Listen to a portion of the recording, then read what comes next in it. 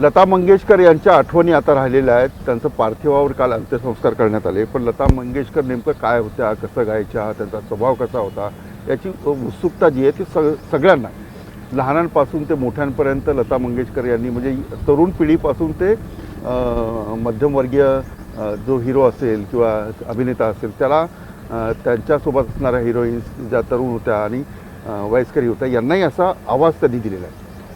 म्हणजे आवाज देताना ज्यांच्यासाठी त्या गायला असं वाटलंच नाही की हा आवाज मॅच होत नाही आहे, अशा प्रकारचं त्यांचं गायन होतं आणि म्हणूनच त्यांना गान कोकिळा असं म्हटलं जातं.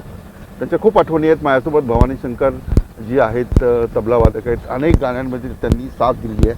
भवानी शंकरजी खरं तर लता दीदींच्या खूप आठवणी आहेत. तुम्ही सुद्धा त्यांच्यासोबत काम केलं आहे.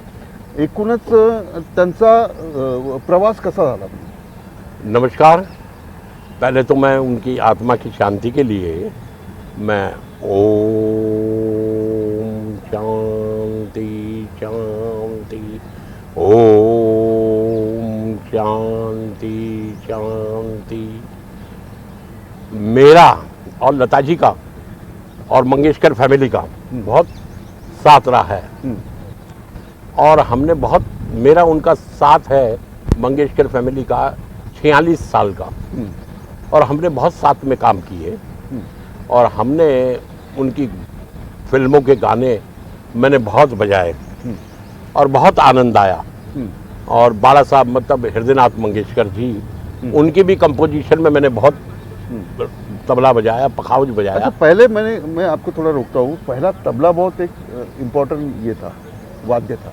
हाँ नहीं, बॉलीवुड में ज़्यादा करके हाँ, तबला बजता था। पखावज तो कोई कोई गाने में ऐसे 20 गाने में से 5 गाने में बजा, 10 गाने में से 2 गाने में बजा, नहीं बजा, ऐसा भी। लेकिन मैं रेगुलर तबला बजाया है, जो भगवान की कृपा से मेरा बहुत बड़ा नाम हुआ।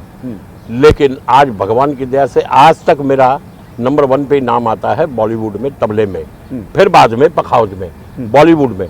लेकिन इतनी बड़ी मेरे गुरुओं और मेरे माता पिता की कृपा रही कि मैं दोनों फील्ड को एक साथ संभाल के चलता हूँ, एक क्लासिकल और एक बॉलीवुड।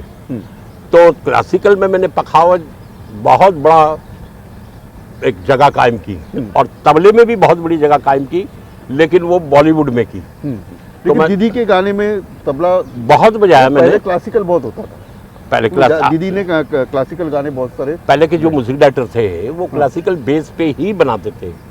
तो वो क्लासिकल बेस को मतलब एक थोड़ा 2-4 सुर एक राग का कोई भी लेके फिर उसके अंदर मिक्स करते थे, तो वो एक गाना फैलता था।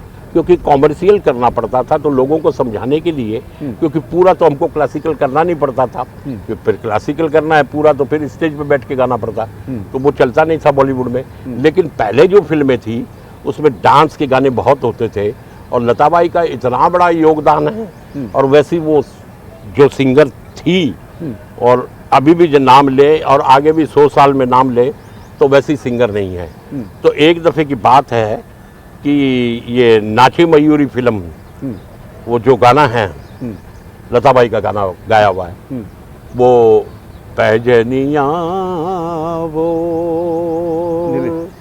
डा डा डा डा डी रा डा रा डी डा डा डा डे डे ना रे ना ना ना डा डे खोदर करके धादर करके धादर करके धादर करके दा पैजनिया वो।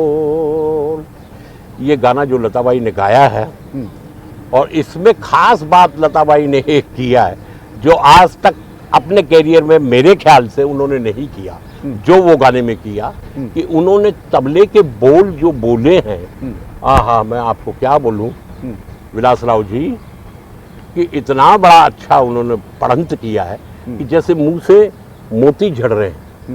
उसमें कोरियोग्राफ किया गोपी कृष्ण जी ने, और वो मद्रास की फिल्म थी पूरनचंद्र राव की। उसमें मुझे सोने की अंगूठी पूरनचंद्र राव ने दिया, उनका लक्ष्मी प्रोडक्शन था कि भवानी जी क्या तबला बजाया आपने, वाह वाह। तो ऐसे बहुत सिलसिला चलते रहा। यानी वो गाती थी तो आपको बहुत उत्साह आता था तबला बजाने में? कभी डर लगता था कि गलत हो जाए तो? अरे बहुत डर लगता था। हाँ। उनका बाप रे बाप, वो लताबाई हो आशाबाई हो, काय रे वाह सरळ वाजव, असं काय करतोस, तुला येत नाही का वाजवायला? लो उसमें आधा आदमी तो खत्म हो गया वहीं। काम करना अलग है, वो भूल जाता था आदमी। हाँ। तो अब मैं क्या बोलूं, अब हम तो उनके सामने बच्चे, और हमको सीखना भी, भाई जो सीखेगा वो तो 10 गालियां सुनेगा ही। तो लता जी का ऐसा था कि वो चश्मा ऐसे लगाती थी, लेकिन ऐसे नहीं लगाती थी, वो ऐसे करके देखती थी, देखना है तो उसमें से ऐसा देख लिया तो हमारा तो खून सूख गया। अरे हे काय झालं, बाप रे बाप। तो उसके बाद में जब वो आती थी, जब वो हेडफोन में गाना सुनते थे हम, और वो तबला बजाते थे, तो इतना सुंदर लगता था, हम हमारा बजाना भूल जाते थे, ऐसा लगता है कि लता बाई का गाना ही सुनते रहो। और उनमें एक और खासियत थी, जो शब्दों को कैसे छोड़ना, कैसे अंदर लेना, और शब्दों की शब्दावली को एक कैसे पेश करना कि आम आदमी को भी समझ में आए और उनके दिल पे लगे। और कौन सी भी लैंग्वेज हो, ऐसा नहीं कि हिंदी हो, हिंदी का सवाल ही नहीं, वो तो 30-40 लैंग्वेज में गाना गाए। और वैसे तो कलाकार, भगवान सरस्वती की उन पे इतनी बड़ी कृपा थी। कल सरस्वती का विसर्जन था और उनका भी विसर्जन हो गया। तो क्या बोलूं मैं, बाप रे बाप। जहाँ भी है भगवान उनकी आत्मा को शांति दे और भगवान अपने चरणों में जगह दे। हाँ, ऐसा कोई किस्सा हुआ कि आपके ऊपर गुस्सा किया और फिर एक, यानी उनके आवाज़, उनका जो स्वभाव था वो बहुत ही नरम था, नहीं नरम, बहुत प्यारा था, फिर भी Yes. एक डर था। नहीं, उनको उनकी कला देखने का- से ही डर लगता था। हाँ। अरे बाप रे, एक तो वेल नोन फिगर, इतनी बड़ी फिगर, तो आते ही आदमी की आवाज़ बंद हो जाती है। अरे बाप रे बाप। तो वो ऐसा था कि वो कभी गुस्सा नहीं करती थी, खाली ऐसा देखती थी। इसमें आदमी अगर समझदार है तो समझो, नहीं समझो तो तुम्हारी मर्जी। ऐसा आपके साथ कोई किस्सा हुआ? मेरे साथ ऐसा कभी नहीं हुआ। मेरे को तो बहुत प्यार करती थी। भवानी काय वाजवतो रे तू, सरळ वाजव है, असा आडाटेडा वाजवायचं नाही। हाँ। अरे मी की सरळी वाजवतो, मी काय वाजवू तुमच्याबरोबर, तुम्ही कुठे मीही कुठे। बोले नाही नाही नाही नाही नाही, असं नाही। तो मैं एकदम सीधा सीधा बजाता, तो सीधा बजाता तो देखती थी कि भवानी का मूड खराब हो गया। आपने इतने सारे गाने उनके साथ किए, कौन सा गाना अच्छा लगा आपको? उनका तो देखिए विलासराव जी, उनका तो हर ही गाना 100% गाना है। अब मेरे से पूछो तो ऐसे तो देखा जाए तो फिर मदन मोहन जी की काफ़ी उनकी कंपोजिशन गाई है, और आर.डी. बर्मन की गाई, लक्ष्मीकांत प्यारेलाल की गाई, और नए म्यूजिक डायरेक्टर आए उनकी भी गाई। सभी कंपोजिशन उनकी बहुत बढ़िया बढ़िया थी। और गाने का जो उनका अंदाज था, love story I, love story Rajendra Kumar की होम प्रोडक्शन थी, और उसमें टीन एजर के हीरो हीरोइन थे नए। तो आर.डी. बर्मन ने बोला, आर.डी. बर्मन के रूम में, सिटिंग रूम में हम गए, बैठे हुए बजा रहे, लता बाई आई, तो पंचमदा उनको पंचमदा बोलते थे कि पंचमदा बोले, दीदी इसमें हीरो है 20-22-25 साल का, हीरोइन है 20-22 साल की, अरे ये रोमांटिक गाना अब कैसे करोगे? अरे तुम, वो मूड में आती ये तो मराठी बोलती थी, नहीं तो हिंदी में बात करती थी। अरे पंचम तू सुना तो सही। तो बोले ये मेरी कंपोजिशन है, और ये दोनों यंग कपल है, इनके लिए गाना है। बोले तू चिंता मत कर, मैं गाऊंगी। बोले ठीक है। तो दूसरे दिन फिल्म सेंटर तारदेव में रिकॉर्डिंग, तो वो गाना था लव स्टोरी का गाना, बहुत हिट हुआ वो क्या, देखा मैंने देखा है एक सपना फूलों के शहर में, घर अपना डा डई डा डा डा रा रा डी डा डा डा डा डा डा डा डा डा डा डा, ऐसे एक गाना था, वो सुपर हिट हुआ गाना। अब ऐसा लग रहा है कि लता बाई की एज में और विजेता पंडित उसमें हीरोइन थी उसकी उम्र में, और कुमार गौरव की उम्र में बहुत अंतर, लेकिन ऐसा लग रहा था कि ये दोनों ही गा रहे हैं। क्या मैच किया वॉइस। तो ये एक होना चाहिए प्रेजेंटेशन, और उसमें क्या है कि उनको एक ध्यान में रख के और अपना प्रेजेंटेशन करना है, और वो शब्दों को कैसे खेलना शब्दों के साथ। देखिए कंपोजिशन होना, सुर होना, शब्द होना, ये ठीक है, लेकिन इसको रूपरेखा कैसे देना वो आना चाहिए। तो वो उनमें बहुत खासियत थी। कोई खास जो अभिनेत्री थी, ऐसा कुछ लगाव था उनका? और सबसे ज़्यादा किसके लिए गाने गाए? ऐसा तो नहीं था। उनके ज़माने के जो मीना कुमारी, मधुबाला, सायरा बानू, नरगिस, ये सब उनके वक्त की हीरोइनें थी, लेकिन उनके लिए तो बहुत ही गाना गाया उन्होंने। लेकिन जब वो गाना गाती थी तो पहले डायरेक्टर को पूछती थी कि किस पे होगा पिक्चराइज, तो बोले ये हीरोइन है, मीना कुमारी है। तो मीना कुमारी है तो क्या सिचुएशन है कि रोमांटिक है या कोई ऐसे गार्डन में है या कोई पहाड़ पे या कोई झील पे, तो वो बरोबर अपने दिमाग में उतारती थी वो सीन को और वो उसके साथ कॉम्प्रोमाइज़ करती थी कि ये लड़का अगर वहाँ से खड़ा है और ये आस्ते आस्ते चल के आ रहा है या ये लड़की ऐसे ऐसे कर रही है, तो वो सब चीज़ें वो अपने में उतार के और वो बोलों को उस हिसाब से मोड़ के, कंपोजिशन को मोड़ के जो प्रेजेंट करती थी, लाजवाब था। और एक से एक गाने गाए हैं उन्होंने। हमारे सत्यम शिवम सुंदरम का भी गाना बहुत अच्छा। भोर बही पन घट पे, ये जो गाना है ना, ये इसमें तबला मेरा ही बजाया हुआ है। आप तो सुन रहे हैं लेकिन हम तो प्रैक्टिकल में उनके साथ थे। तो इतना अच्छा गाना, इतनी अच्छी कंपोजिशन। फिर राज साहब का तो फिर जवाब ही नहीं, राज कपूर जी का। वो तो म्यूजिकल आदमी थे, वो खुद गाते थे। तो एक अंदाज, और वो सब क्या, ये तो संगीत है टीम वर्क। जब तक ये गुलदस्ता है, हर एक फूल को अलग रखो तो उसका मज़ा नहीं आता है, उसको मिलाओ तो एक गुलदस्ता बनता है। तो संगीत एक गुलदस्ता है और वो जो बनता था और वो उसकी खूबसूरती आती थी। तो ये गाना सत्यम शिवम सुंदरम का लाजवाब गाना था। और राज कपूर जी ने जो पिक्चराइज किया, जवाब ही नहीं उनका। और दीदी की जो वॉइस थी, ऐसा लग रहा है कि पूरा सीन के साथ ऐसे हो गया एकदम पहाड़ जैसे। तो ये तो था ही उनमें सब चीज़ें, और ये सब भगवान की कृपा थी उन पे। और आज हमारे बीच से वो गई है, तो संगीत का जो खजाना है, जो हमारे भारत की परंपरा है और भारत की संस्कृति है, वो उनके साथ बॉलीवुड में ख़त्म हो गई। आप लोगों के साथ कैसे उनका व्यवहार? हमारे साथ तो उनका व्यवहार, वो तो मेरे को कभी कभी रात को भी बुला लेती कि जरा रेसल कराए से तो करिए। हाँ। तो प्रभु कुंज रहती है। हाँ। और मेरे को ताई दीदी, मैं अभी एलपी के टेक में महबूबला आहे मी। हाँ। और माझा आता 12 वाजले आणि पॅडल रोडला प्रभू कुंजला कुठे येऊ? हाँ। तो बोले ये ना तू परत एक दीड तास माझ्याबरोबर बस। हाँ। और मी शूटिंग करतो। हाँ। सॉरी, शूटिंग नहीं, रेसल। तो उसके बाद में साहब घर पहुंचा उनके 1 बजे, पौने 1 बजे बेल बजाया, नौकर ने खोला, या वो दीदी कुठे? बोले बसा तुम्ही। तो गई, भवानी आला है, आ गई बाहर बेडरूम से। आला काय भवानी? मैं हाँ आहे। बस तुला भूक लागली आहे काय? मुको नाही, अरे नाही सांग. बोला आता टाइम तो झाला 1 वाजले, तो भूक नाही लागणार काय? हां. आणि आता मी गोरेगावला कुठे जाऊँ? अगोदर गोरेगावला राहतो होतो, आता बोरीवलीला आहे। हाँ, ए कृष्णा, भवानी के लिए खाना ला, क्या बनाया है? तो मैंने बोला दीदी कुछ भी चलेगा, रहने दो, बनाना। मैंने कहा नहीं। बोले हाँ बना हुआ खाना। तो उसने थोड़ा मेरे बोला थोड़ा देना, मेरे को चावल भी थोड़ा देना, रोटी और सब्जी दे देना। तो वो घर में कुछ नॉन वेज बनाया हुआ था, तो वो लिया, खाया, मैं पानी पिया, चल ये। तो मेरे को चांटी नहीं बजाने देती थी रेसल में, उनकी वो जो गाती थी सब। अच्छा। तो तबले की चांटी नहीं, चांटी नको वाजव, तू तबला नको, तू फक्त बाया घे। तर मेरे को फिर मजा नहीं आएगा। अरे तू घे रे, मला ठेका पाहिजे, आणखी काही नाही। अच्छा मी वाजवतो, चला। ठेका बजाते रहता था।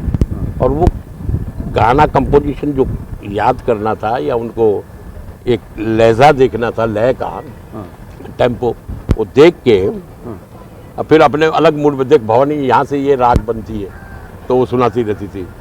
और इलेक्ट्रॉनिक तानपुरा रखती थी, वो लगा के राग देखिए, हमारे पिताजी की चीज़ है, ये उनकी चीज़ है, ये इनके बड़े उस्ताद जी पंडितों की चीज़ है, देख सुन। फिर हम लोग अलग दुनिया में निकल जाते थे, बॉलीवुड छोड़ के क्लास। ये बातचीत गप्पे बहुत मारती थी। गप्पे मतलब वो ज़्यादा बात नहीं करती थी, लेकिन बहुत कम, थोड़ी हंसती थी, थोड़ी मजाक कर लेती थी। तो जब वो मजाक करती थी तो हम लोग भी करते थे। हाँ। फिर उसके बाद, और वो भी आदमी देख के, ऐसा नहीं हर एक के साथ। तो उनका तो एक अपना जीवन भी अलग रहा, संगीत भी अलग रहा, और उनकी सोच समझ, काम करने का तरीका, वो दुनिया से फिल्म इंडस्ट्री में उनका जो दबाव था, यानी एक रिस्पेक्ट था, वो कैसे था? उनकी रिस्पेक्ट तो बहुत थी। हाँ। एक तो उनको संगीत बहुत तगड़ा आता था। हाँ। एक वो लेडीज़ बहुत अच्छी थी हाँ। कि रिस्पेक्टेड लेडीज़ थी और सबकी इज्जत करती थी। जो उनको कलाकार दिख गया तो वो उनको तुम घर ही आ, और घर बुला के उनकी इज्जत करना, घर पे बैठ के एक महफिल जैसा प्रोग्राम करना और जाते टाइम उनको गुरु दक्षिणा भी देना, ऐसा था उनका। क्योंकि घर में तो पूरा संगीत ही था और था क्या, पूरा परिवार संगीत वाले। शुरुआत के दौर में आप फिल्म इंडस्ट्री से हो, हम्म। शुरुआत के दौर में उन्हें बहुत स्ट्रगल करना पड़ा है सर? अब देखो, संगीत एक ऐसी चीज है, इसके साथ जीवन के साथ झगड़ा करना पड़ता है। जीवन एक संघर्ष है, वो तो एक नॉर्मल बात है कि जीवन हर एक आदमी के लिए एक संघर्ष है, लेकिन कलाकारों के लिए बहुत संघर्ष है, क्योंकि कलाकारों के पास कुछ नहीं होता है, वो खाली संगीत ही होता है, ना पैसा होता है, ना घर होता है, ना ठीक से आना जाना करना। लेकिन इन्होंने बहुत मेहनत की, बहुत, मतलब अभी मैं क्या बोल सकता हूँ, लेकिन बहुत मेहनत की और भगवान ने इनको मेहनत का अपना फल दिया। एक उनका गाना जो है, मेरे वतन के लोगों, हाँ। कभी बातचीत हुई इस गाने के बारे में? नहीं वो- होती वो- थी। हाँ, वो गाना तो इस देश का हर नागरिक गाता है और उनको बहुत पॉपुलर हुआ। पॉपुलर हुआ, उसको, उस गाने को लिखा था प्रदीप जी ने हाँ। और इन्होंने गाया था। वो गाना हर एक कास्ट के लिए था, हर एक स्टेट के लिए था और हमारे सैनिकों के लिए था। तो वो गाना तो गाना ही था, अमर गाना है वो। उसके लिए पंडित जवाहरलाल नेहरू जी गाना सुन रहे थे, ऐसा बैठ के राष्ट्रपति भवन में, रोने लग गए थे, आंख में आंसू। फिर इनके लिए जवाहरलाल नेहरू ने इनकम टैक्स भी फ्री किया था, 2 टिकट जिंदगी भर प्लेन में फ्री नहीं, अपने पैसे नहीं लगेंगे, ऐसा सुना था मैंने, किया हुआ था। तो इनको तो, इनकी तो बहुत इज्जत है। आज भी देखो 2 दिन के लिए झंडा झुका रहेगा और आज हॉलीडे भी रखा है। अच्छा, ये आशा दीदी और लता दीदी की कोई कंट्रोवर्सी चल रही थी, ऐसे खबरें आती थी, तो तब क्या रिएक्शन था उनका? वो क्या, कुछ लोगों ने इशू बनाया, लेकिन ऐसा दोनों के बहनों के बीच में नहीं था। हाँ। प्यार बहुत था। और आशा जी से पूछो तो आशा जी बोलती है, मेरे को संगीत की जानकारी, मुझे पालने की जानकारी, मेरे को रास्ता दिखाने की जानकारी, क्या क्या चीज़ें दीदी ने सिखाई।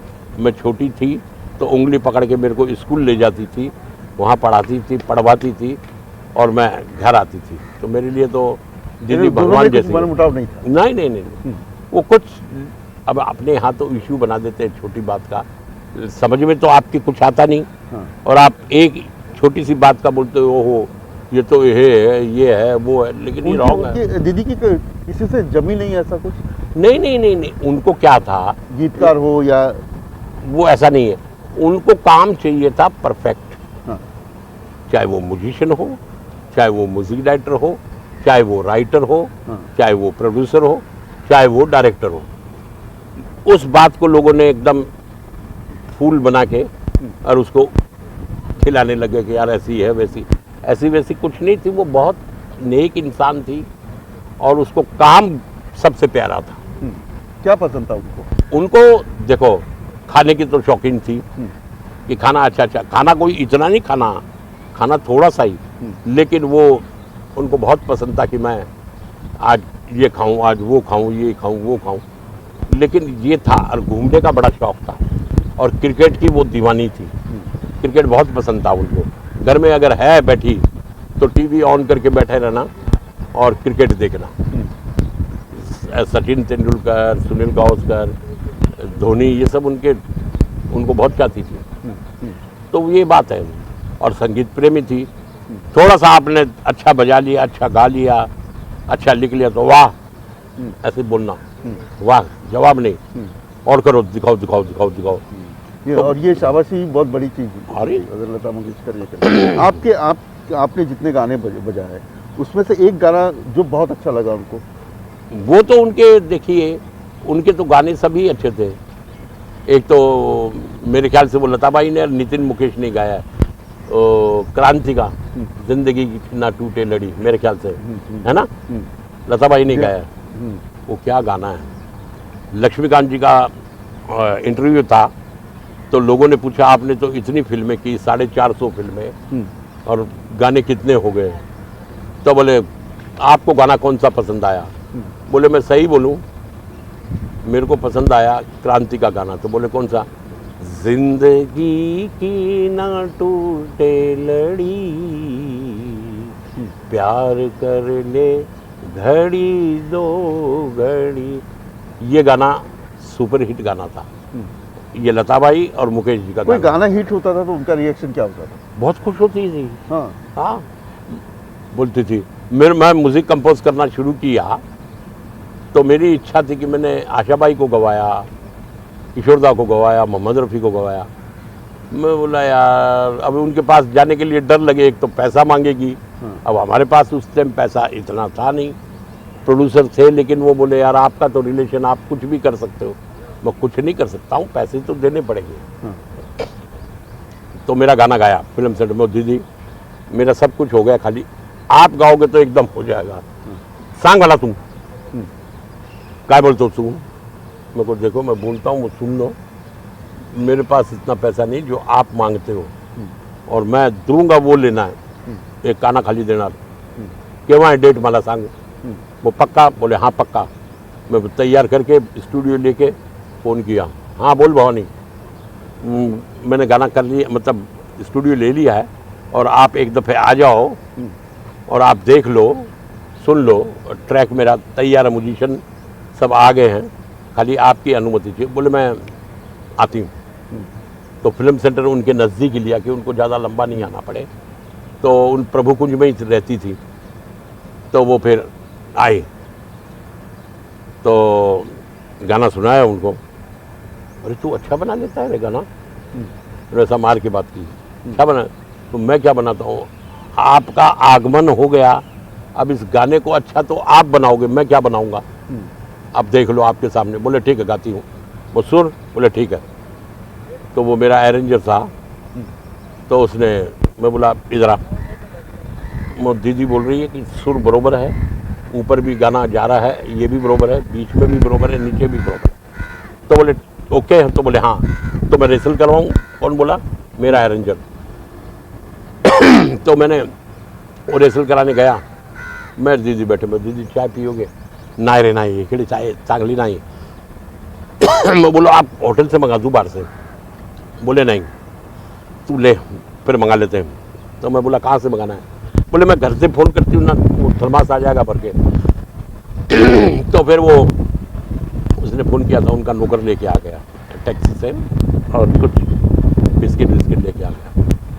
बैठे हम लोग चाय पी रहे थे, फिर रेसल चालू की, फिर वो गाने गई। तो मैं बोला चल मैं गाना गा देती हूँ, तू जा अंदर। तो मैं अंदर गया मॉनिटर रूम में, बैलेंस किया वॉइस को, और जब वो गाना शुरू किया, ओए ओए क्या बोलो, शत शत प्रणाम है उनको।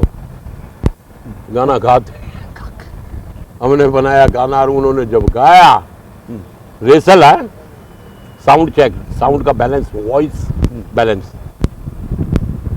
ओए होए होए होए, ऐसा लगता कि हमने ही बनाया है क्या। और जब फिर उन्होंने गाना गाया और म्यूजिक और रिदम के साथ, बाप रे बाप। कौन सा गाना था वो? वो मेरे हम सफ़र का था।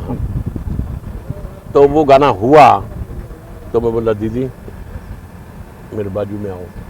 ए बोला ऐसा नहीं, नहीं, अच्छा ठहर जा, मैं बाथरूम जाके। वो बाथरूम का लेके गाड़ी में बैठ के प्रभु कुछ मैं राह देख रहा हूँ, पर दीदी किधर गई, दीदी किधर। फिर मेरे लड़के को भेजा, नरेश को, वो बेटा देख रहे दीदी कहाँ है। वो देख उधर वॉशरूम में, देख तो वॉशरूम खाली पड़ा है। तो मेरे को आके बोला पापा वॉशरूम खाली, तो मुझको कहाँ गई दीदी। तो मैं तो जानता था ना इन लोगों को, तो मैंने उधर से फ़ोन किया। उस ज़माने में वो ये मोबाइल नहीं था, तो मैंने फ़ोन किया। तो अरे मैं दीदी आप कहाँ चली गई? बोले तू मानने वाला तो था नहीं, तो मेरे को देख ही रहता। तो मैं बोला घर नहीं आ सकता क्या मैं? घर तेरा है, तू आ सकता, लेकिन फालतू बातें नहीं करने का। मैं बोला ठीक है, तो आजा घर पे। तो काम ख़त्म करके म्यूजिशियन का पेमेंट हुआ, फ्री हुआ। मैंने इतना बड़ा 2 किलो का काजू का कतली का डब्बा लिया, और जो मेरे को पैसा देने थे वो एनवेलप में डाल के, उस टाइम कैश पैसे चलते थे, तो मैं गाड़ी लेके प्रभु कुंज पहुंच गया। पहुंचा वहाँ पे, गया अंदर तो सोफे पे बैठी थी हॉल में, टीवी देख रही थी। आया, पैरों को हाथ लगाया उनको, पैरों को हाथ लगाया और वो बोले बेटा, फर्स्ट टाइम मेरे को बेटा बोला, बेटा भवानी बहुत अच्छा काम किया, ऐसे ही करते रहना, तेरा बहुत नाम होगा। तो बोला आपकी आशीर्वाद। फिर पैर को हाथ लगाया। फिर मैं बोला देखो दीदी, आप है ना, मेरा मन मत दुखाओ, और तू बहुत ज़्यादा बड़ा आदमी बन गया क्या, ला 20 लाख रुपए दे मुझे। उनको वो तो मेरे पास तो घर ही नहीं है बरोबर रहने के लिए, चाली में रहता हूँ। बोले मेरे को मालूम है ना, नहीं तेरे से 1 रुपया नहीं। मैं बोला आपको मेरी कसम है, मेरे से आपको पैसे लेने पड़ेंगे। नहीं नहीं नहीं नहीं, नहीं। तो फिर उसके बाद में उन्होंने अपना, मैं बोला ये एनवेलप है, देखने की कोई ज़रूरत नहीं है, और इसमें कुछ आपके हिसाब का पैसा नहीं है। तो बोले, इसके बाद में उन्होंने अच्छा तू मानेगा नहीं, तो पहले ये तो डब्बा खोल के उनको मीठा मुंह करवाया। फिर मेरे को पैसे लिया कुछ, वो पैसे नहीं लिए, 200 रुपये लिए। 200 रुपये लिए।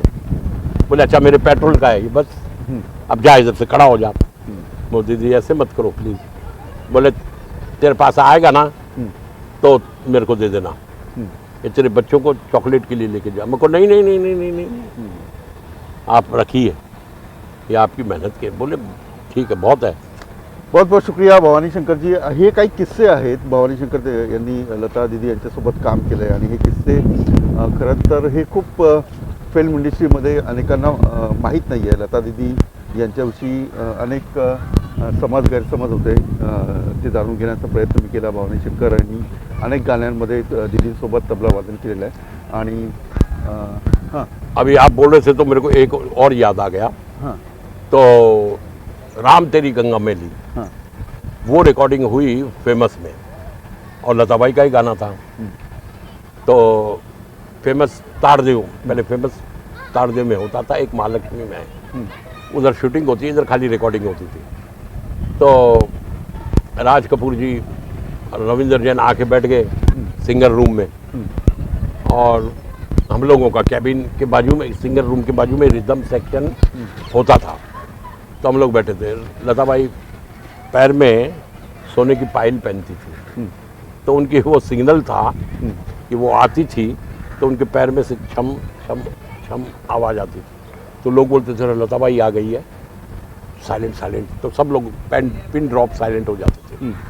तो वो साइलेंट होने के बाद में सब देखा तो लताबाई आ गई, सफ़ेद साड़ी, एक इतना बड़ा पर्स ऐसे हाथ में लिए वैसे से आ रही, आके सिंगर रूम में आते ही देखा मेरी तरफ. मैंने प्रणाम किया तो उन्होंने भी ऐसे किया, बैठ गई.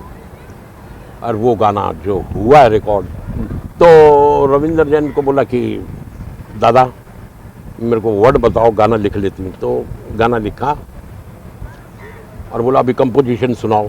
तो रविंद्र जैन सुना रहे थे. तो और वो गाना था, एक राधा एक मीरा, ये गाना था ना. उसमें तबला मेरा इतना भगवान की कृपा से तगड़ा बजाया हुआ है कि मेरे तबले से ही शुरू होता है उनका गाना. तो वो होने के बाद में रविंद्र जैन को बोलती है, दादा इतना मुश्किल गाना क्यों बनाते हो कंपोजिशन, ये बॉलीवुड है, सबके समझ में आए, सब गाएं, सबकी जुबान पे ये गाना चढ़े. तो बोले नहीं, राज साहब का एक ऐसा था कि ऐसा गाना बनना चाहिए, ऐसी राइटिंग होनी चाहिए, ऐसी कंपोजिशन होनी चाहिए. तो मैंने फिर इस तरीके से मैंने कंपोज किया, और रविंद्र जैन का ही लिखा हुआ था गाना, और वो बहुत बढ़िया गाना हो, आपने तो सुना होगा, वो उस बहुत ही सुपर हिट गाना था. तो ऐसा था सब. भवानी शंकर यांच्याकडून आपण काही आठवणींचा उजाळा केलेला आहे, आणि लता दीदींच्या आठवणी काय आहेत हे जाणून घेण्याचा प्रयत्न केला. मी तेच सांगतो, आपण पाहत राहा मॅक्स महाराष्ट्र.